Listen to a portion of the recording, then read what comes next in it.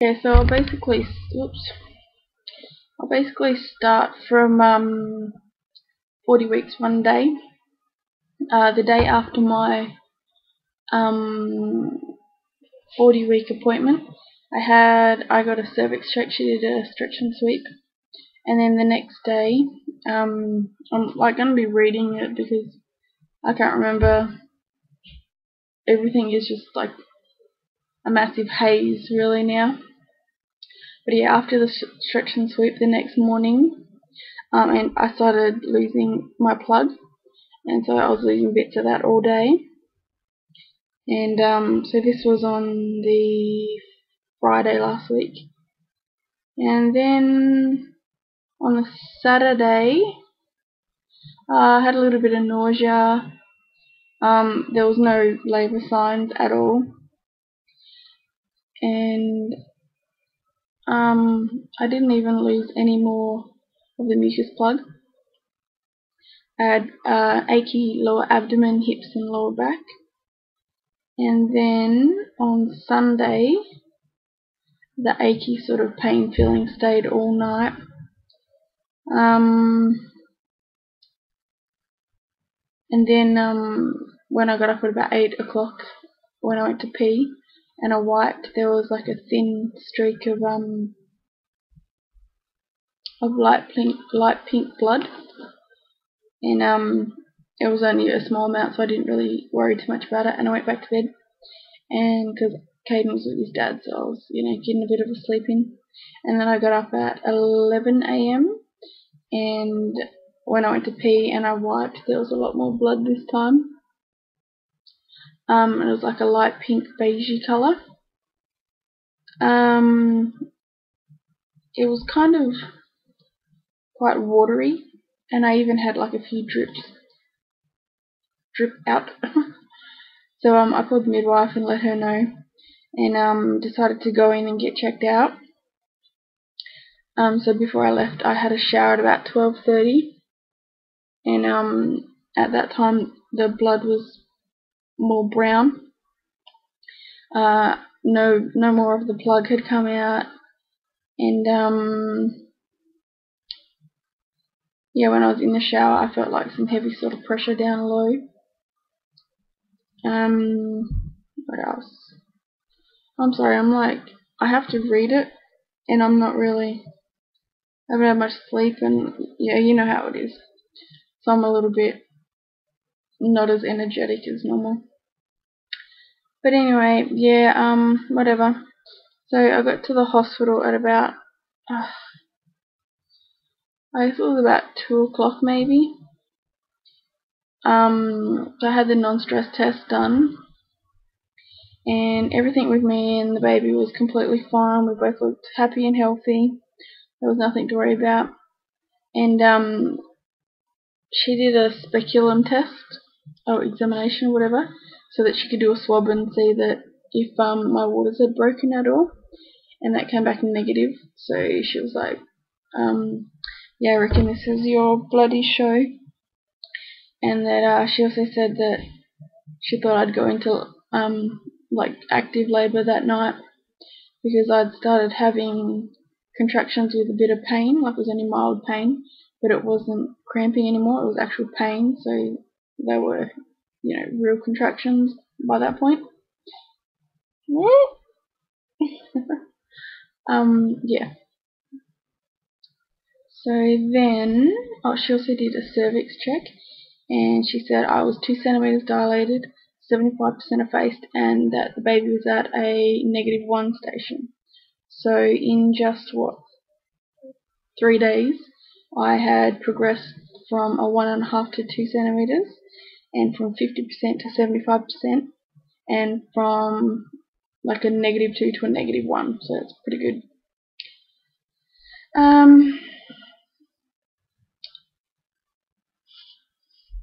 So at about 7:40 that night, this is Sunday night, my contractions were slowly getting a bit worse. I would say when I was at getting checked by the midwife, they were probably, I don't know, I'd rate them on a scale of 10 at about a 2. And then when we got home around like 4ish or whatever, I would have said that they were about a 3 or 4, and then by about 7:30, I would have called them maybe a 5 or 6. So they were gradually getting worse. They felt like they were sort of radiating towards my lower back and inner thigh area. At this point, I wasn't timing them just because they weren't strong enough or anything. What else have I got written here? At about 8:30, I gave in and started timing them, and they were in a 15-minute block of timing them. They were like every 4 minutes, lasting 30 seconds, but they weren't strong enough or anything like that for me to like head into hospital or anything. Then at 9:30, after having timed them for an hour, they'd remained consistent at every 4 minutes for 30 seconds, and they were painful but manageable. Then during the night, I got like 0 sleep. The contractions got worse and worse, and I would say probably at around 2 a.m. I would have called them like a 9, and yeah, just all morning I just struggled through them in bed, just stayed in bed.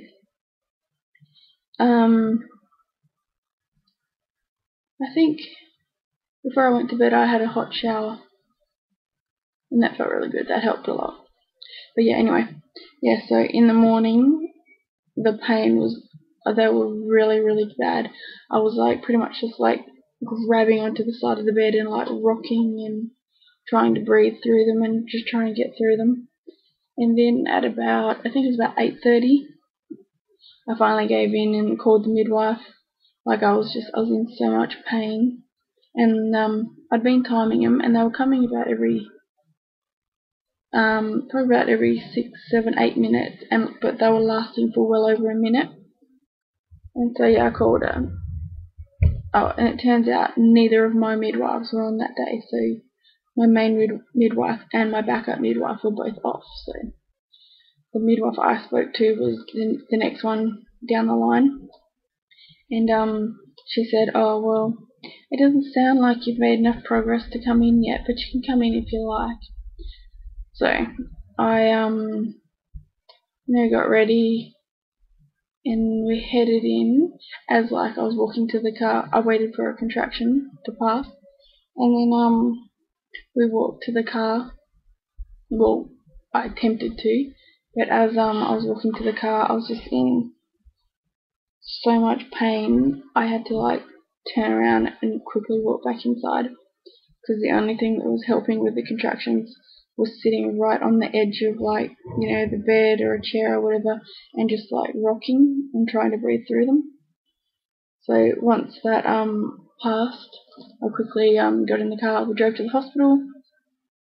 I got in here, and she could obviously see that my nan said that on the drive to the hospital she was timing them. They were coming about every 3 minutes, and they were lasting for like 70 seconds. So when we finally got in here, it's only like a 15-minute drive away.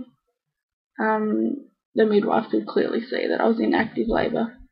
So she hooked me up to the non-stress test thing, and I had to sit on the bed and try to deal with the contractions as she was monitoring me, which was excruciating because I just like being on my back was just killing me. I needed to be sitting on the edge of a chair and rocking. That was the only thing that was helping. But yeah, she did that, and then she checked me, and I was dilated to 4 centimeters, so in active labour. So she went ahead and admitted me, and we went up to the labour ward. We went into our room, and pretty much my birth plan went right out the window. There is not really anything on the birth plan that actually happened.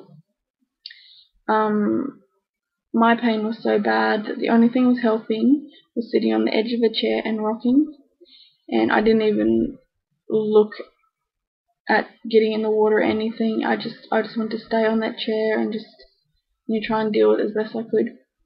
And so yeah, I handled it like that. And then after a while, like, it was just, I was in so much pain, and even the midwife was saying that I was having like really, really long and really strong contractions. So I asked for gas, and I tried that, and that was actually really good, except for the really big contractions. It really did not help a whole lot with them. So yeah, I struggled on for I don't know how many hours. Like I said, I didn't write anything down, and I was like so exhausted from not sleeping at all the night before that I don't really remember anything. But yeah, so I think I got checked again. Well, no, I don't think I did get checked because I was already 4 centimeters, so I was allowed to have the epidural. So I got the epidural. I don't know what time that would have been. Probably early afternoon, maybe. And this was all on Monday. So on the, the 11th of July. So I got the epidural, and holy shit, that was like heaven. Oh my god, I can't even tell you how good that was. It took my pain away, it took the contractions away. I still feel a little bit of pressure, but it did wonders because I was seriously, I couldn't handle it any longer. So yeah, epidural went in, and that actually really pretty much stopped my contractions. Like, they weren't coming as often or as strong, so it took a little while to fully dilate, but I think the next time she checked me I was at a 6. And then she tried to break my waters, but she wasn't sure whether she got them or not. Turns out that she didn't. And because they broke on their own, like, I was just laying there, and then I just suddenly felt like a gush of water. It wasn't a big gush, it was only a little bit. And I was like, I think my waters just broke. And so they had. And then when I finally got to 9 centimeters, I think it was probably around 7 p.m. maybe, they had one of the doctors come in and check me, and he had a good feel around, and apparently, yeah, I was 9 centimeters, but there was like just a little lip of cervix on the right side, so they made me lay on my right side for an hour, and then when they checked me again, I was fully dilated, ready to push. So yeah, she pretty much said that I could do some practice pushing. So I did when I felt the urge, because I could still sort of feel when I was having a contraction. And so yeah, I did some practice pushing, and it was friggin' hard. Like, I was getting really discouraged. By this time, I'd been in labour for like 33 hours. So it had been a really, really long labour. I had had no sleep, so I was exhausted. And then yes, I was doing practice pushing, and I could just feel within me that I just wasn't getting anywhere. And they told me that first time labours you should take about an hour to push the baby out. And so after pushing, like all up, practice pushing and actual real pushing, I was pushing for like 3 hours before they finally went and got a doctor in to have a look. Because I was like crying, I was so emotional, I was saying, I can't do this, I don't want to do it anymore, I want to stop. I was carrying on like a complete idiot, but I was exhausted. I was just, I was just completely off my head. Like, I just had enough. Like, it'd been such a long labour.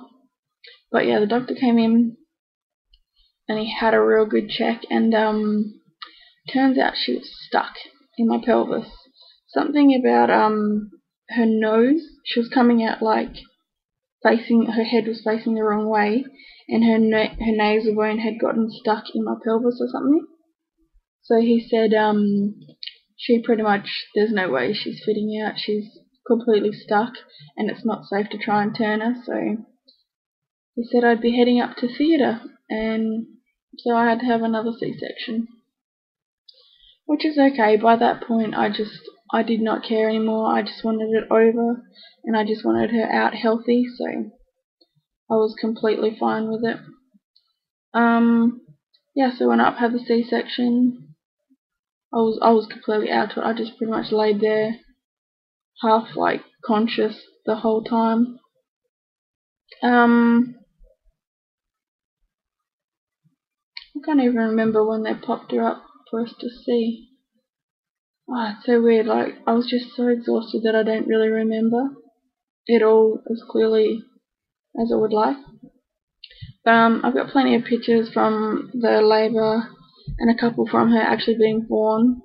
Like, I've got one of her actually coming out of my stomach, and yeah, another one of her fully out.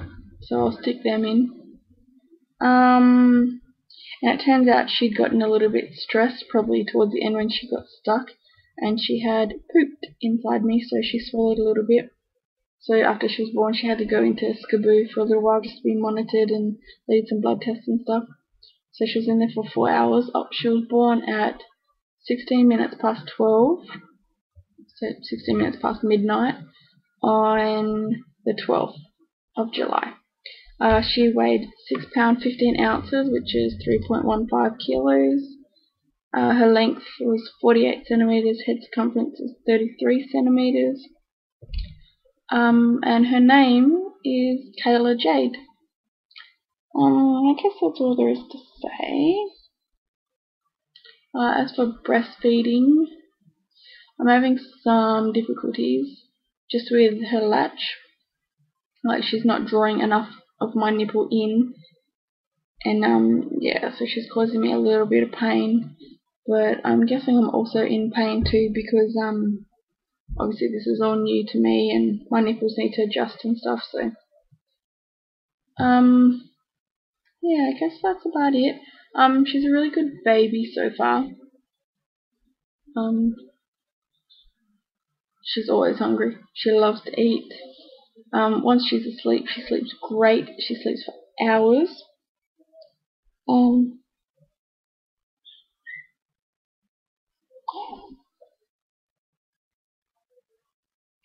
She's just had a bit of a feed now and she's fallen asleep. That's what I've got to say.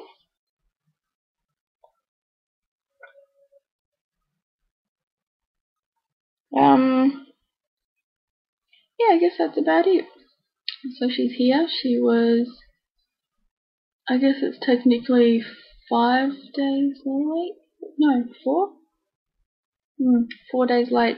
So not too late, but yeah, that's my labour and delivery. And I suppose I'll give you a little sneak peek. I'll try not to show my boob. She's really tiny. I always thought she'd be 6 pounds, but thinking 6 pounds and actually seeing it is quite different, isn't it? Oh, you can say hello? You can say hello? So she's got lots of long dark hair, dark brown hair, haven't you? You can say hello? A little pumpkin? A beautiful little girl? Oh. Hello. So she's only little. Just a tiny little girl, aren't you? She's lots of beautiful dark hair. And she's probably still hungry because she's always hungry. Aren't you, honey?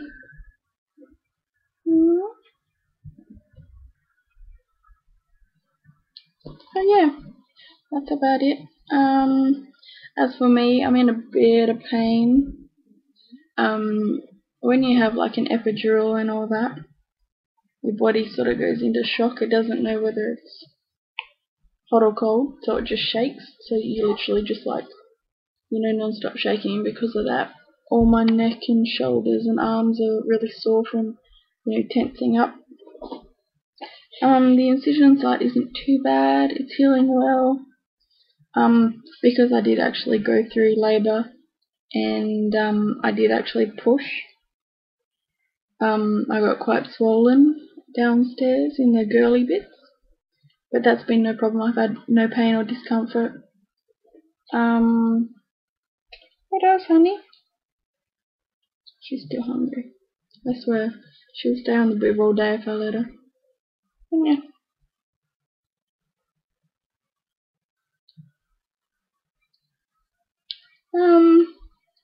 I guess that is it. Any questions, just go ahead and ask. This probably won't get uploaded till I get home because I had a C-section. I've got to stay in hospital for 5 days, so I get out on Saturday. So I probably won't upload this till I get home because I have no internet access here. But yeah, that's pretty much the gist of everything that happened. Yeah, just if you got any questions, go ahead and ask. Let's take a little bit of something on your cheek. Look at her eating her hands. Oh, I'm so hungry, aren't you? Yeah? Want to say bye-bye? Well, I think that's all we have to say. Yeah?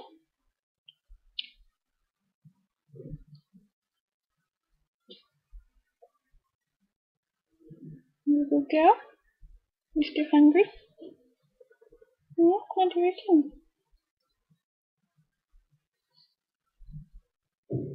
reckon? Pretty much the only thing that went to the birth plan was Veggie cutting the cord.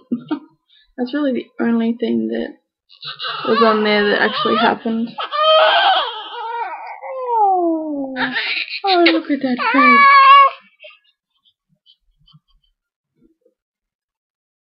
Look at all that hair. She's such a pretty girl. She's looking for a booby. Looking for a booby. Oh, I'm so hungry. See her hair? It's really quite long at the back there, isn't it? It's a very long hair. Huh? Yes, hello? Lots and lots of hair.